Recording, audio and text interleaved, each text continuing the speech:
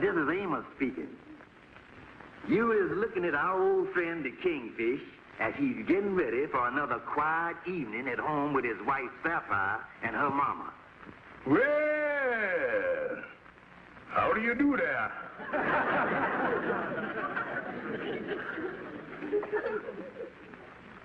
That's his favorite smoking jacket he's putting on.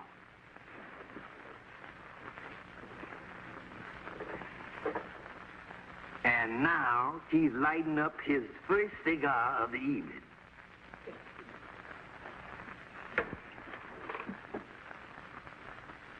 There he goes, making the final preparation to make sure it'll definitely be a quiet evening.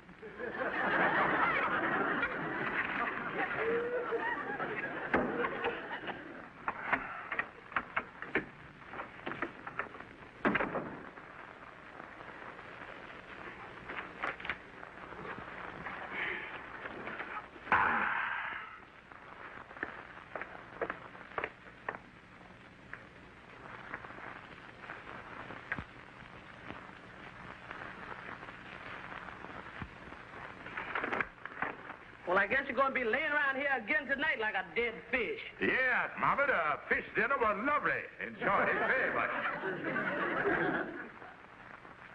Oh, so you got that cotton in your ears again. Take it out.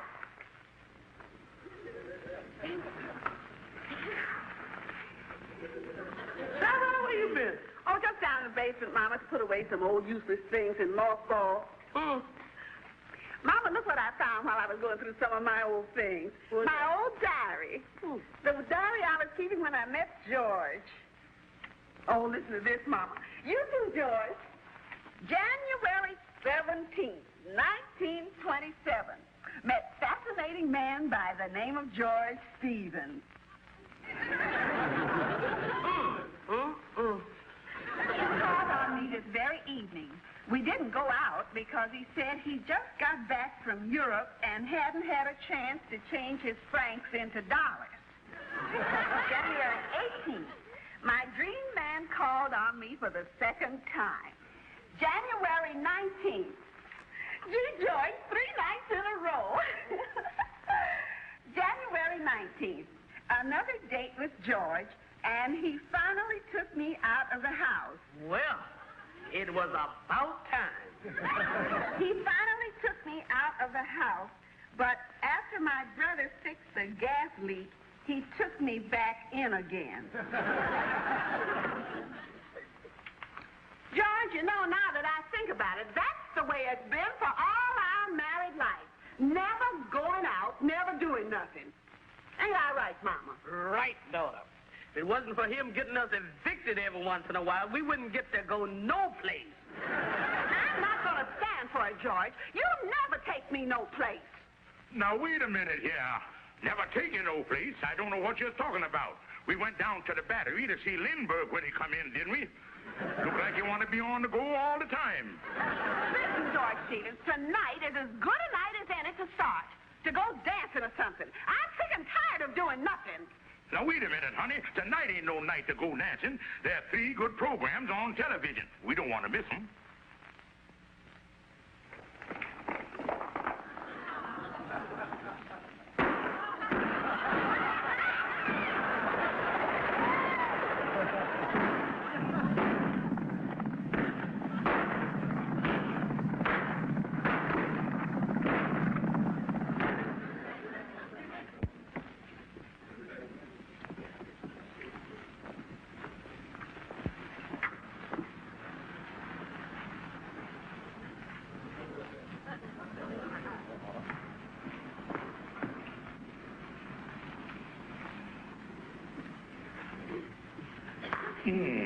Empty. Must belong to a married man. Yeah. I wonder what I can do with these. These ought to be worth something. Andy, you buy these tickets from me, I'll have enough money to take my wife dancing. That's what she been hollering about. Well, I don't know, Kingfish. What is these tickets for again? Oh, Andy, they're for the ballet. You know that stuff where they all comes out there in their long underwear and start jumping all over the place. Oh, yeah. Yeah, it's something like the opera with the yelling and the screeching taken out of it. Well, I tell you, Kingfish, I don't think this is for me, because I don't like no kind of dancing that ain't got a runway. Yeah, I seen a picture of that ballet, and they had a dying swan in it. Oh, shooting stuff, huh? Oh, no, Andy. I tell you, it was a great thrill. Now, the ballet started off with this swan ballet-hooing all over the stage. They're ballet-hooing all around the place. And all at once, she gave a kick.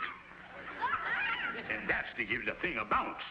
And then while she's having a great time up there, all of a sudden, she doubles up. Must have been a liver attack or something.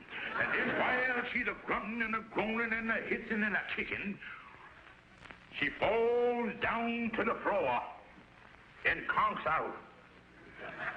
Oh, Andy, it's beautiful. Yeah. Maybe I could take my gal Susie to this ballet, and we could sop up some of this culture together while she's up in the balcony. How much you want for these tickets, Kingfish? Well, they $2.50 a piece. That's $5. $5? Holy smoke, I thought you wanted something like a quarter apiece for them. No, Kingfish, get it. But, Andy... Say, why don't you give these 2 tickets to Sapphire and her mama? After all, they've been yelling about not going out. Let them go to the ballet. See, Andy, that's an idea. If they want to go out, here's the answer right here. And a thing like this will not only keep them out of the house, but it'll give my ears a rest for the evening. Hello, Sapphire? Well, look, honey, I got to thinking about what we was discussing last night, and I done so. The ballet? Why, George, I can hardly believe my ears. I always wanted to see it. Is it for tonight? Yeah, honey. And they're good seats, too. Row 22 and seats 6 and 8. Fine seats. Yeah, honey, and I got another little surprise for you, too. Yeah, I done bought you a genuine pigskin wallet. You can carry it in your purse. Oh, George. George, you sound like a changed man. Yeah, and I know you and your mama are going to have the time of your life. All right, there. Goodbye. This really going to be something. Them 2 old hens watching a dying swan kick the bucket.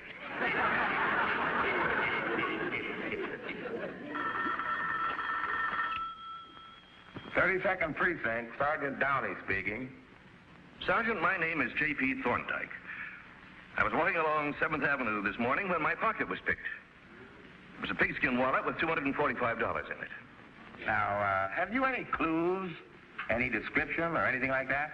Well, the only thing that might help you, Sergeant, is it was a new wallet containing 2 tickets for the International Ballet for tonight. I even remember their position. It was row 22, seats 6 and 8. Well, I tell you what we'll do. We'll have a couple of our men at the ballet. And if those seats are occupied, we'll have the pickpocket in jail in no time at all.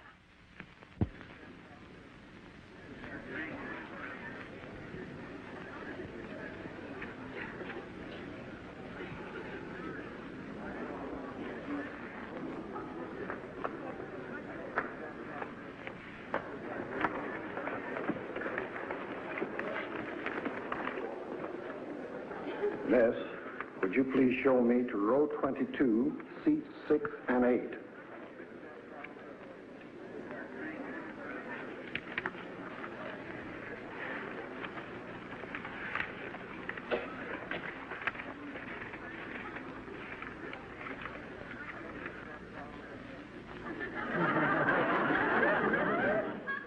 Sapphire, that man is staring at me.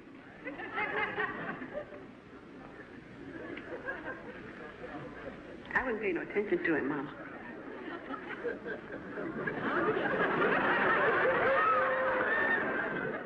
Mama, ain't you ashamed of yourself?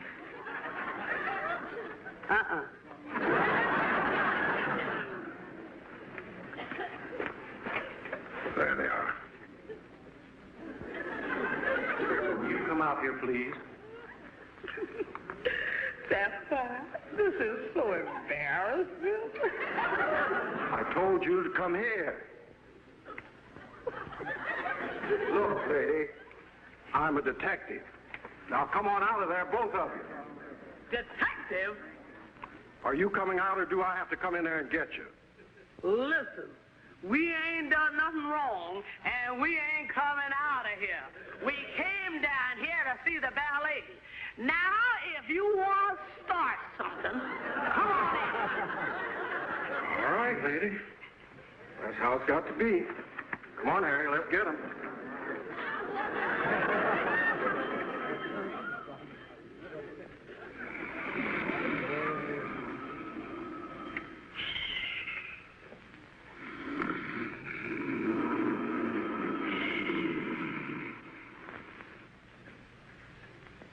Hey, will you tell those two women out there that I've called this number 6 times tonight and nobody answers?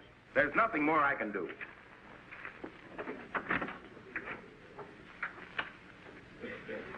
Oh, morning, Kingfish. Oh, good morning, Brother Andy. Say, how did Sapphire and her mama like the ballet last night? Well, Andy, to tell you the truth, I don't know. There's something peculiar. It was very late when they got in last night, and I was asleep and didn't hear them. Then they must have got away early this morning before I woke up. Because they wasn't there then neither. Yeah, that is peculiar, all right.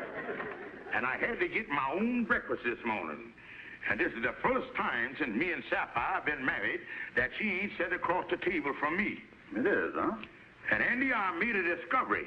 It ain't them stale rolls that's killing my appetite every morning. The reason I asked you about the ballet last night is because I've been reading the article here in the paper, and it seems like they had an awful lot of excitement at the place last night. What does it say in the paper, Andy? Well, there it is right in the headline. Near riot at ballet. Pickpocket suspects jailed after terrific battle. Well, I hope Sapphire and her mama was where they could see everything. You know they like excitement. Yeah. They say here the battle done commenced when they tried to remove the culprits from their seats in row 22. Oh, well, Sapphire and her mama was sitting where they could see everything. That's the row they was in. I bet you them two men put up a terrific fight. No, it say in the paper here that they was women. It seemed they didn't have too much trouble with the younger one. They had the cuffs on her after a 4-minute battle. But the old one knocked over 2 cops, running down the aisle, and held out in the orchestra pit for 35 minutes. They called for police reinforcements and finally pinned her down behind a bass drum. They say medical treatment was required for several of the officers. You know, Andy, previous to this, I would say there wasn't but one woman in the world that could put up a fight like that. And that would be my wife. My wife. Andy, what did you say that row was again? Oh, yes, it's row 22, and the seat numbers was 6 and 8. Andy, if Sapphire and her mama wasn't sitting in 2 other women's laps, this is the worst mess I done ever been in. Wait a minute, I was just noticing here.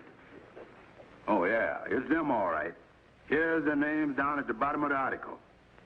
Sapphire Stevens and Ramona Smith is being held on $1,000 bail for stealing a wallet containing $245. The wallet was found on one of the suspects, but the money, however, was gone. Holy mackerel, Sapphire and her mama in jail. Now, Andy, I see what happened. The crook took the money out of the wallet and threw it away, and then I come along and pick up the wallet with the tickets in there. Yeah, but what you gonna do now, Kingfish? Andy, I got to go down there and see him, see what I can do about getting them out. Yeah, but what you think they're gonna do when they see you? But, Andy, I got a rough idea. Do you remember that jungle picture where that herd of crazed elephants charged into them explorers and started trampling them to pieces? Yeah, I see that. Well, compared to what's going to happen to me, them elephants were just tiptoeing through the tulips. You sure you'd rather talk to them in there? Yes, sir. I'm sure I'd rather talk to them in there. Okay.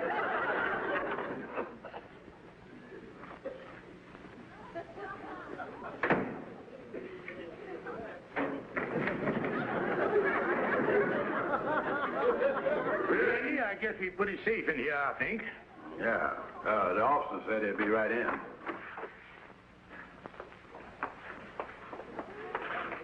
How was the ballet? Don't go, Andy. Look, George, I decided to be very calm about this. After all, there ain't no point in me getting all upset just because you're responsible for me and Mama being thrown into jail like a couple of criminals. But when I get out of here, I'm going to fix you so you'll never forget it. But, honey, I told you the whole thing wasn't my fault. I found a wallet in the street with the tickets in it. I didn't know who they belonged to. There wasn't no name or nothing. Now, honey, that's the truth.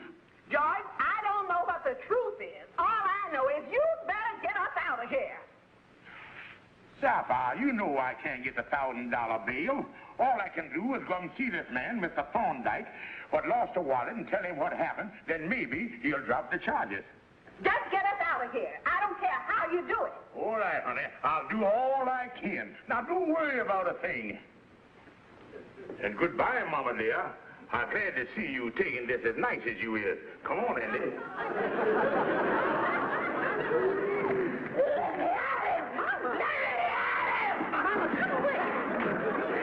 Get out of here, boy. It's too late. But look, if I done raised the $245 and give it to you, would you drop the charges against my wife? Well, I guess so. I tell you what. You have the money up here this afternoon, and I'll drop the complaint against your wife and her mother. Oh, thank you, Mr. Thorndyke. Thank you. I'll have the money here the first thing this afternoon. That was $245, huh? Yes, I remember perfectly. As soon as the bank opened yesterday morning, I withdrew $250. Then I went right next door to Mason's department store and bought a shirt for $5. Yes, sir. Well, I'll raise the money for you right away, Mr. Thorndyke, somehow. I hope.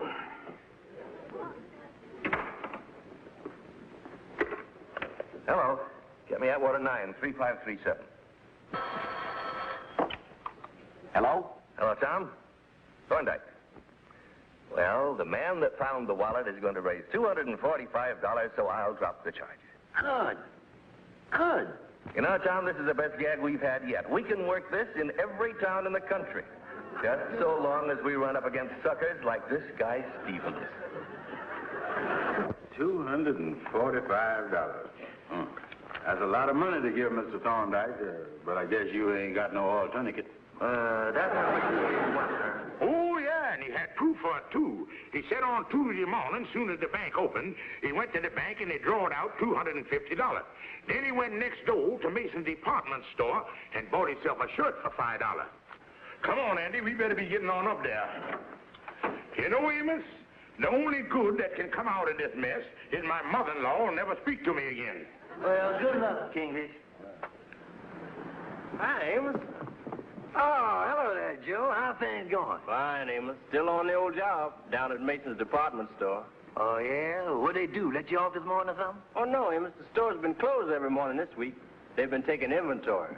Oh, I see. Well, that makes it nice, all right. Yeah. Hey, Joe, just a minute. Was Mason's department store closed yesterday morning, too? Yeah, sure. That's funny. This guy Thorndyke said he bought a shirt in there yesterday morning. Uh-huh. There's something fishy here. What are you talking about? I'll see you later, Joe. I'm going to beat over to the police station. 230, 240, I ain't got nothing but $10 bills here. You got a 5 change? I think so. Yes, here you are. Thank you. And here's a letter to the police department saying that you paid me the amount I lost in the wallet and that I'm withdrawing the charges. Thank you. Life sure is a funny thing. Here I give you $245, and I getting back my wife and my mother-in-law. Yeah, you sure get nothing for your money these days. Well, boys, I got to rush to make a train right now. I'm all packed, but I got to get going. Now, good luck to you both. And we got to get going, too. Hello? Who? Stevens? Oh, yes, hold it. Just a minute. Stevens, it's for you. For me? Excuse me, I'll get my bag. Hello? Hey, look, Stevens, don't let Thorndyke know who you're talking to. This is the police. Yeah. Well, we just checked, and we found out that this Thorndyke is a crook. Uh-huh. I want you to stall around and keep him there. I've got a man on the way up there now. Yes, sir. Yes, sir. And be careful how you stall him. From the record, this Thorndyke is a pretty tough customer. Now, don't let him get away. Yes, sir.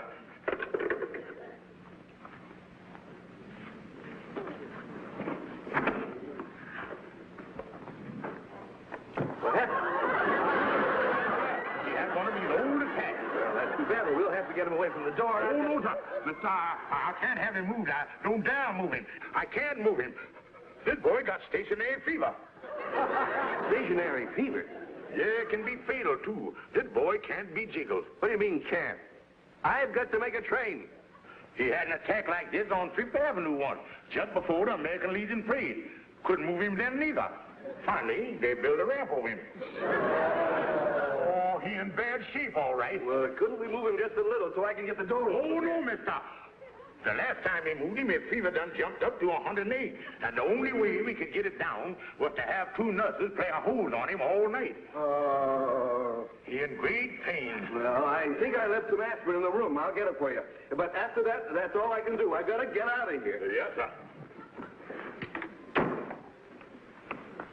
What are we gonna do now, Kingfish? I don't know, Andy, but we got to think of something awful fast, or else he's going to get out of here with my $245. Andy, I got it. Put that cigar away and lay it down again.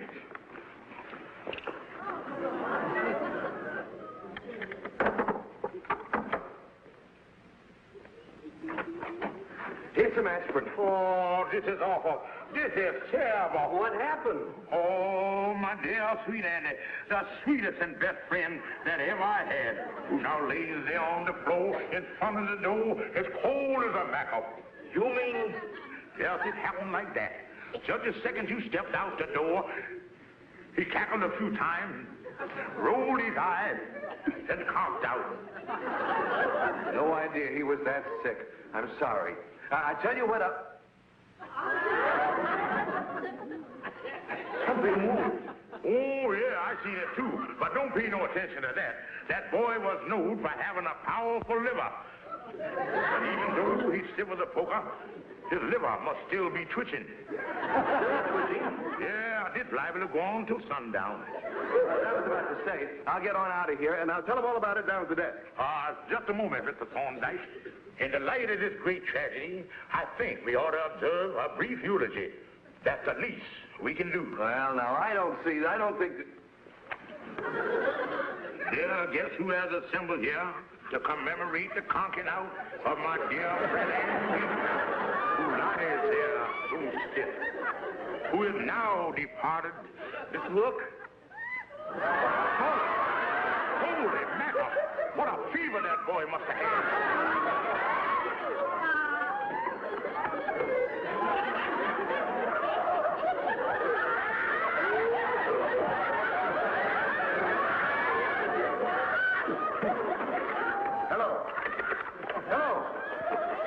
Service. My pants is on fire.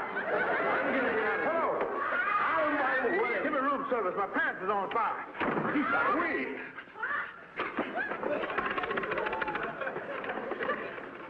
What? Never mind the pants. Give me the police. You don't have to call, boys. We got him as he was coming down the hall. Mr. Thorndyke, could I trouble you for one of them aspirins? Yeah, give me one, too. How about the money I borrowed from you fellas? The police got back the $245 from the guy, but it's got to go through certain channels, and I ain't going to get it till tomorrow morning. No, that's all right, Kingfish. Oh, forget it, Kingfish. Yeah, I did have $5 change that I got back from Mr. Thorndyke. I could have let you have that, Amos, but give it to Sapphire and Mama to go to the ballet with. They're down at the theater now. Well, I know they're glad to see it, all right. Hello? Oh, hello, Sapphire. What are you doing, calling during the intermission? What? All right. Okay. What's the matter, Kingfish? Can't tell you now, boys. I'll see you later.